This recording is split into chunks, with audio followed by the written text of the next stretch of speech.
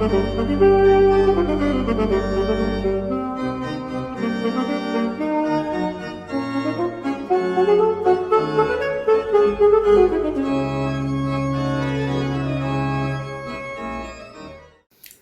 mbola ho ampitomboana ao aminareo rehetra indray ry havana ny fahasoavana sy ny fiadanana avy amin'Andriamanitra raintsika sy Jesosy Kristy Tompo. Amen.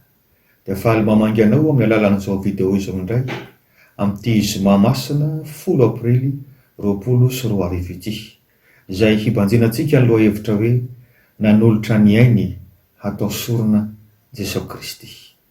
Dia hivavaka aritsika. Ry rainay be famindrampo, manantona anao izahay satria Andriamanitra velona ianao, Andriamanitra masina ianao, Andriamanitra tia anay ianao, Andriamanitra mikarakara anay ianao, ary dia tsapa anay izany isan'andro isan'ora. Manantona anao izay satria ianao no mahay ny zavatra rehetra, ianao no mahay manangana anay avy amin'ny vovoky ny fahafatesana sy ny fahotana, ianao no mahay manolo-tsaina anay manoloana ny sarotra, koa dia manantena indray izany fanatrehanao amin'ny alalan'ny fanahy masina izany izahay. Raha maky sy iaino ny teninao izahay, aoka ianao no hialoha lalana ny fony tsiraray, ahatonga izany aina ho an'izay mahazo azy ary fahasalamana ho an'ny nofony rehetra. Dia miny tenena ary Tompo fa voninkiana anao izahay. Amen.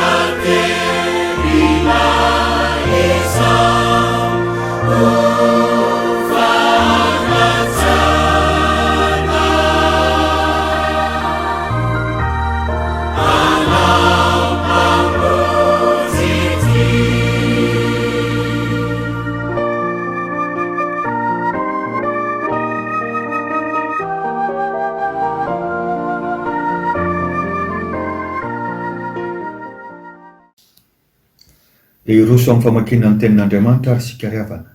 Izany dia ho hitantsika ao amin'ny filazantsara araka ny Lioka 7:20, andininy 7:30 ka hatramin'ny 7:70. Rehefa hita ary dia ho vakiako amin'ny anaran'ny Tompo. Ary rehefa tonga teo amin'ny tany atao hoe karandoha izy, dia teo no namonoany an' Jesosy sy ireo olon-dratsy ireo, ny anankiray teo ankavanany ary anankiray teo ankaviany. Ary hoy Jesosy, raiko, mamela ny heliny fa tsy fantany izay ataony. Dia nanaovany loka no fizarany fitafiany. Ary ny olona nijanona teo ka nijery. Ary ny olona kosa mba nandatsaka nanao hoe, namonjo ny sasany izy, aoka ho vonjeny ny tenany. Raha izy no Kristin'Andriamanitra, dia ilay novidiana. Ary ny miaramila koa ny ome azy, dia nankeo ka nanome azy vinaingitra. Sady nanao hoe, raha ianao ny mpanjakan'ny Jiosy, vonjeo ny tenanao. Ary nisy soratra teo ambony minanao hoe ity no mpanjakan'i Jiosy. Ary anankiray tamin'ireo olon-dratsy nahatona teo ireo dia niteny ratsy azy ka nanao hoe tsy anao va no Kristy? Vonjeo no tenanao sy izahay. Fa namaly kosa ilay anankiray sady nananatra ny namany ka nanao hoe moa ianao koa tsy mba matahotra an'Andriamanitra na dia izao samy voaheloko izao aza. Ary marina ny anamelohany atsika satria mandray ny valiny nataontsika isika. Fa ity lehilahy ity kosa tsy mbola nanao zavatra tsy mety na dia kely akory azy. Ary hoy izy, Jesosy, tsarovy aho rehefa avy amin'ny fanjakanao ianao. Dia hoy Jesosy taminy, lazaiko aminao marina tokoa, anio no hionanao amiko any paradisa. Ary rehefa tokony ho tamin'ny ora fahaenina dia maizina ny tany rehetra ka naharitra hatramin'ny ora fahasivy izany. Satria nihamaizina ny masoandro ary tritra misasaka ny efitra lamba teo amin'ny tempoly. Ary niantso tamin'ny feo mahery Jesosy ka nanao hoe, raiko, eo an-tananao no atolotry ny fanahiko. Ary rehefa miteny izany izy dia afaka ny ainy. Ary ny kapiteny raha nahita izany zavatra tonga teo izany dia nankalazan'Andriamanitra ka nanao hoe, lazaiko tokoa fa marina io lehilahy io. Amen. Ray masolo, manamasinana amin'ny fahamarinana, ny teninao no fahamarinana. Amen.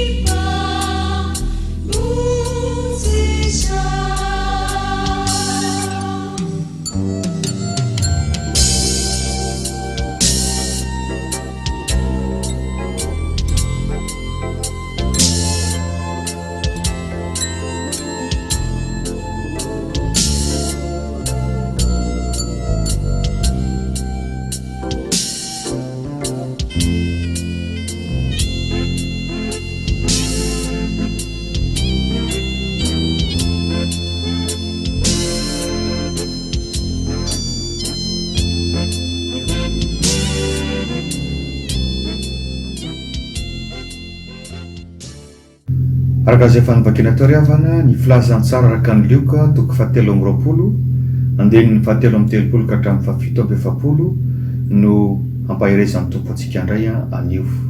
Izany moa dia milaza ny nanomboana an'i Jesosy Kristy tamin'ny hazo fijaliana. Ary efa nakatsika ny aloha hevitra hoe nanolotra ny ainy hosorona Jesosy Kristy. Ahoana tokoa moa no hiresahantsika herinandro masina raha tsy resaka ny nanomboana an'i Jesosy Kristy teo ambony hazo fijaliana isika. Io no maherinandro masina ny herinandro masina. Ary fantatsika fa tena famonoana ho faty amin'ny endrika feno habebiana ny fanomboana eo ambony hazo fijaliana satria voalohany tena feno fampijaliana ary ny faharoa ikendrena fahafatesana mampijaly maharitra, mort lente ny teny frantsay. Ary tsara fantatsika fa arak'izay fa nanatanterahan'ny Romanina azy izay nanjanaka ny Israely tamin'izany fotoana dia mbola misy fampizaliana maromaro alohan'ny ahatongavana amin'ny tena fanomboana eo amin'ny hazo fijaliana. Voalohany amin'izany dia ny hoe aboridana aloha ilay olona izay iombona, izany hoe esorina ny akanjony. Voalohany zany fanalam-baraka, tena tsy fanao amin'ny olombelona izany fa dia heverina tahaka ny biby. Ary ny faharoa dia fampijaliana satria amin'izay miantraika amin'ny vatany izay vono sy karavasy atao aminy. Voalohany hoe aboridana. Fa ny fampijaliana faharoa arak'izany dia ny fikaravasiana mba handratra azy. Ary ny karavasy nampiasaina dia vita tamin'ny hoditra, mafy zany, nefa tsy maintsy nasiana koa taolana kely sy vy manamafy ilay hoditra mba ahatonga an'ilay izy hampandratra tsara. Amin'izay izy mijalijaly kokoa rehefa tonga eo amin'ilay hazo fijaliana. Eto amin'ny filazantsara araka ny lioka moa dia tsy voalaza mazava ny isan'ny karavasy natao tamin'ny tompo, kanefa fantatra ihany izany araka ny fomba jiosy. Io karavasy io zany dia ikendrena fampijaliana fotsiny, fa tsy mbola hahafaty azy satria manjary maty antoka ny tokony hanombona azy raha toka maty teo amin'ilay fikaravasiana izy. Ary zany mahatonga ny lalana jiosy mametraka ny hoe tsy mahazo mihoatra ny 400 na 400 farafahabetsany izany fikaravasiana izany. Nefa noho ny aratsindroan'ireo ilay miaramila Romanina sy ny mpibaiko rahateo dia nataon'ireo hatrany amin'ny 730 foana zany vao mijanona izany fikaravasiana izany, ary dia 730 tokoa no natao tamin'i Jesosy. Rehefa vita izay dingana roa fampijaliana izay vao asaina milanja ny hazo fijaliana izy. Asaina milanja ny hazo fijaliana izy. Efa maratra izy zany zao noho ny karavasy 730 natao azy, zay vao asaina milanja ilay hazo fijaliana, izay fantatsika fa tena mavesatra tokoa, tena mavesatra. Ary izy no asaina mitondra an'izany miainga aty ambany, miakatra ao a-Kalvari na Golgota ho isika, izay fiakarana mbola lavidavitra ihany, ka tsy mahagaga raha iny 420 no mijanona Jesosy, satria voalohany indrindra veriko fiakarana ny lalana, faharoa mavesatra ny hazo fijaliana, ary ny fahatelo efa maratra rahateo izy. Dia azonao an-tsaina amin'izany ny fijalian'ny tompo nanao sorona ny ainy ho antsika. Tonga eo Golgota amin'izay ary ny tompo zao. Golgota moa dia somary ivelan'i Jerosalema ao amin'ny tendrombohitra Kalvari, izay nanombon'ny Romanina mpanjanaka izay rehetra noelohana ho faty. Ary tsy mahagaga raha nantsona koa ikarandoha satria indraindray dia mbola misy karandoha tavela tokoa eny. Tsy Jesosy rery nefa no nombona tamin'ny hazo fijaliana tamin'io, fa fantatsika nisy jiolahy anankiroa koa izay voamarina fa tena jiolahy ary meloka tokoa. Ka dia hitanao amin'izany fa miomana hanolotra ny ainy ho antsika ny tompo mba hatao sorona isolo ny fampatesana mandrakizay tokony manjo antsika satria isika ny nanota. Nahoana izy nanolotra ny ainy? Voalohany, nekeny an-tsitrapo ny hanao izany fanolorana ny ainy izany. Nekeny an-tsitrapo. Jesosy tsy olona namomy tena sanatria, tsy tompoko. Tsy olona nanao viveriny ainy tahaka ny mpampiororo, fa tena nanaiky. Hitantsika omaly ny amin'ny hoe niomana izy hatao Getsemane dia efa vonona hanatanteraka izany fanaovana sorona ny ainy ho famonjenantsika izany. Ary ny Jaona 7:7 dia manazava n'izany zava-miafiny izany, tenena ny tompo hoe tsy misy manaisotra ny aiko amiko, fa ny tenako ihany no manolotra azy. Mahana fahefana nolotra azy aho, ary mahana fahefana haka azy indray. Nanaiky nanolotra ny ainy ny tompo, ary soa ihany ho antsika. Tena mampirehare antsika izay mpanaradia azy zany, araka ny fireharean'ny apôstôly Paoly manao hoe fa niny tsy ahafantatra zavatra hafa teo aminareo aho, afa-tsy Jesosy Kristy, indrindra fa izy voaombo tamin'ny hazo fijaliana. Nanolotra ny ainy atao soana Jesosy Kristy satria faharoa, nekeny ny fanalam-baraka sy ny Yesu. Nekeny ny fanalam-baraka sy ny Yesu. Efa voasantsika tery ambony ireo fampijaliana maro mialohan'ny tena fanomboana azy teo ambony hazo fijaliana. Ary manamarina an'izany ny hitantsika ao amin'ny andininy 430 ka hatramin'ny 730 amin'ity Lioka 7:20 ity. Nalam-baraka izy ka nesorina tamin'ny fitafiany. Ary io ny andininy 430 hoe nataony miaramila ho loka ny fizarana izany fitafiany izany. Nalam-baraka izy satria ny olona izay nijanona teo dia nasaina nijery izany fomba fianabebina nampijaliana azy izany. Mampangainy nisy kazon'ny olona anankitelo ho tsy mahavonjy ny tenany izy rehefa teo ambony hazo fijaliana. Izy aby izany sokajiny olona telo izany. Voalohany ny loholona. Ny loholona dia nandatsy azy ka nanao hoe namonjy ny sasany izy, ao ka ho vonjeny ny tenany. Ny miaramila koa dia naneso azy hoe vonjeo ny tenanao raha mpanjakan'ny Jiosy ianao. Ary na dia ilay jolahy izay efa meloka aza dia mba naneso azy koa hoe tsy hanaovan'i Kristy, vonjeo ny tenanao sy izahay. Nalam-baraka izy satria napetraka ho hitan'ny olona izay niampangana azy. Arak'izay hitantsika amin'ny andininy 9:30 nasiana soratra teo amboniny hoe ity no mpanjakan'ny Jiosy. Izany moa dia napetraka tamin'ny litera 4 lehibe izay famitenana ny teny latinina hoe Jesus Nazarenus Rex Iudaeorum. Raha dika tsotsotra dia izao: Jesosy avy any Nazareta, mpanjakan'ny Jiosy. Io moa no nanameloana azy satria heverina fa toeran'ny Heroda izany mampanjakan'ny Jiosy izany. Dia tsara ny manamarika fa mbola miady ho an'izay manantona azy ny Tompo. Mbola miady ho an'izay manantona azy ny Tompo.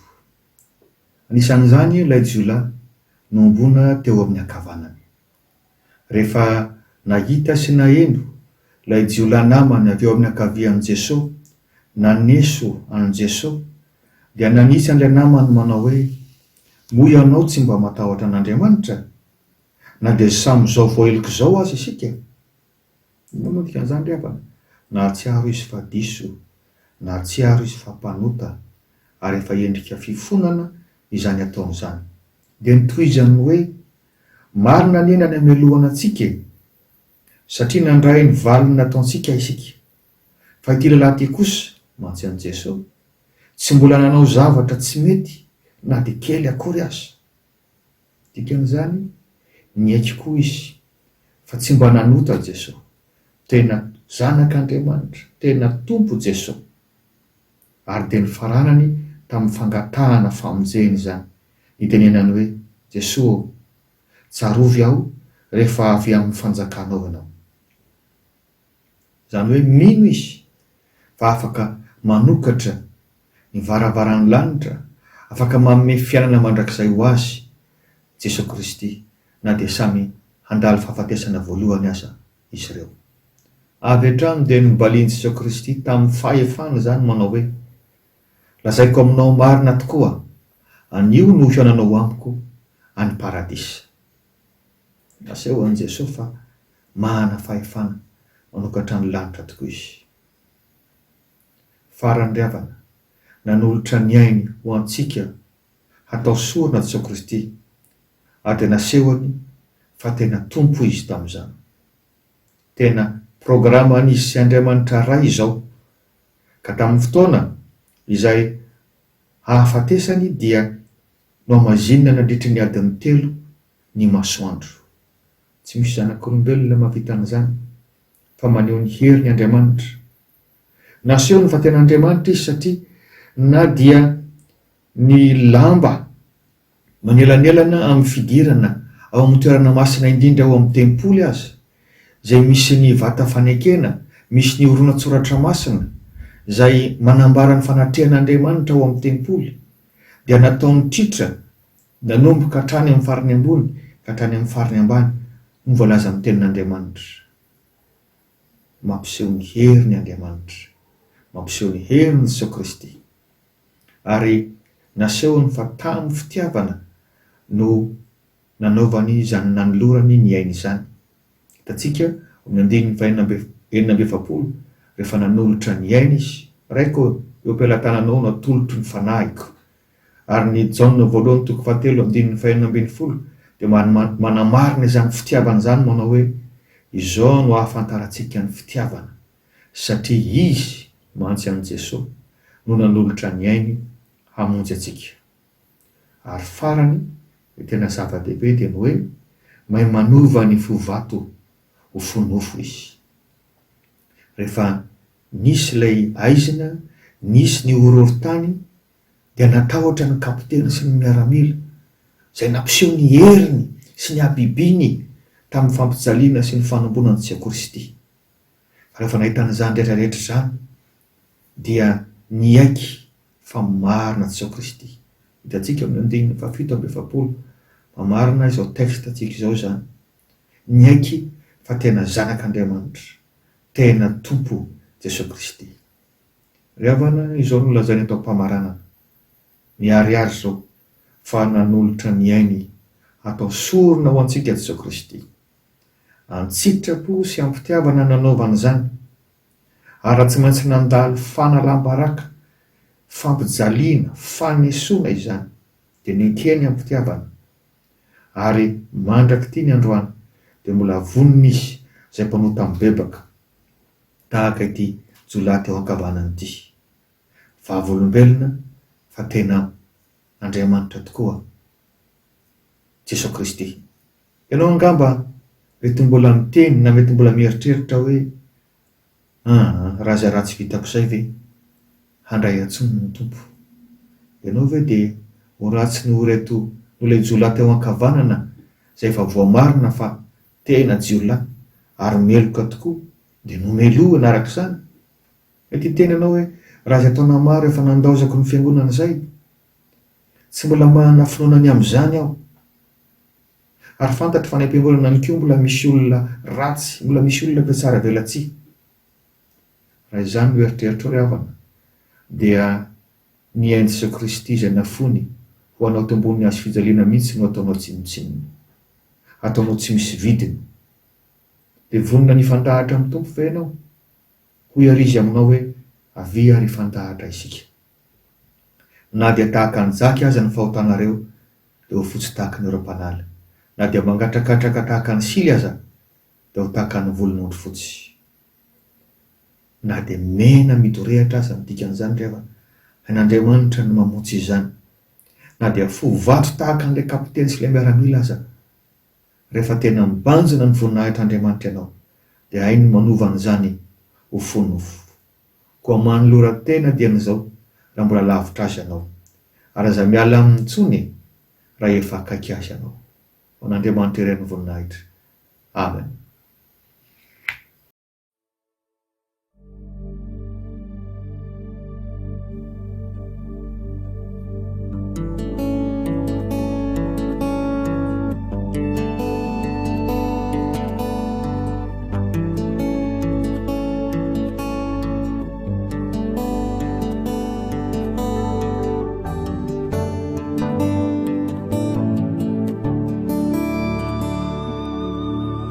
Manupini mas quantetumbuichao aviaizamu ni famu tena nilai pantakani funinaicha nanduni vidini uai nyusija tau Kalvari toitaku yanao fofantsika io le tongotro zay voalefona no santroantiny nururanako natao tsinotsinona maty hoay tao Kalvary. Iniranao inni lay niaretanao, ilay azo fijaliny dia mafitaminao, fa ianao irery ihany, ianao ihany no navidy izany.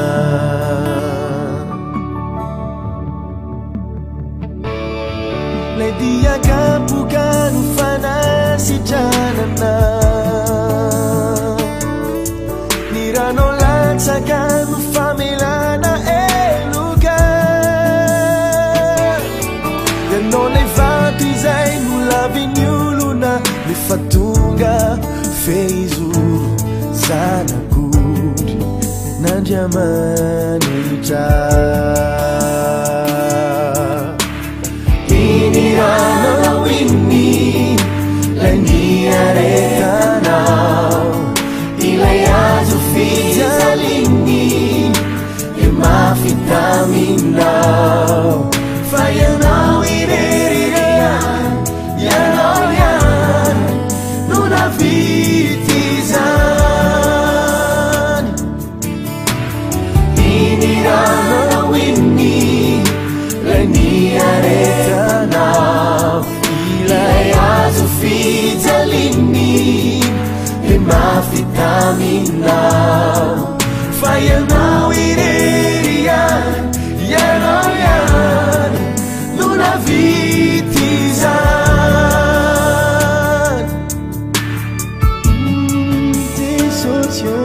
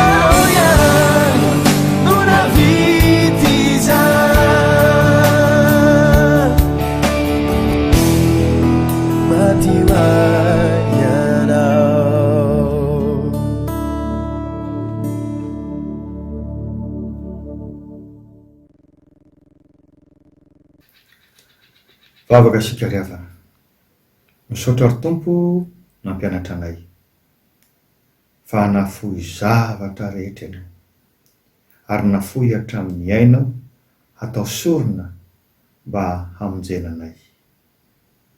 Misaotra ny amin'ity herinandro masina ity, azonay mahatsiaro izany indray maka indray, azonay misaintsaina an'izany, ny vidiny zany, ny lanjany zany amin'ny fiainanay sisa rehetra, na eto amin'ity tany fandalovana ity, na eny amin'ny mandraka izay zay arahana aminao any amin'ny paradisy. Misaotra ry Tompo mampianatra anay fa misy olona fovato tonga fonofo satria tompony tompo anao, mpanjakany mpanjaka ianao, miasa ianao ary tsy misy mahasakana izany. Misaotra mampianatra anay fa raha misy olona izao mbola lavitra anao nefa miverina aminao, ao am-pony mangina mitady anao, mangeta hitanao, dia ho raisinao izy, ary dia matoky izay fa hikasika azy manokana ianao, ampahirezo izay rehetra tratra ny ty aretina Covid-19 ity.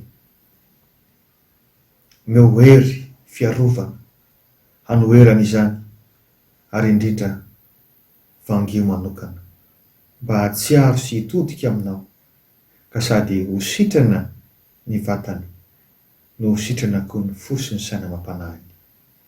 Apetraka eo aminao ireo mpitsabo, feno hery, feno fitiavana, arovy amin'ny aretina maro samihafa.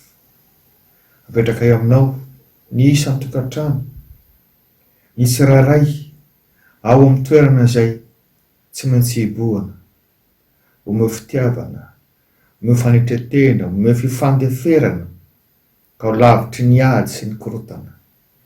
Apetraka eo aminao ny fandaminana samihafa rehetra mba hatomombana ny famatsiana ara-tsakafo ny tsirairay manoloana izao fotoan-tsarotra izao. Apetrako aminao izay rehetra nandreny teninao androany mba tsy ho veromaina izany fa hitondra aim-panahy vaovao tokoa. Dia amin'ny anaranao Jesosy Kristy izay efa maty ho anay teo ambony hazo fijaliana no anaovako izany vavaka izany. Amen.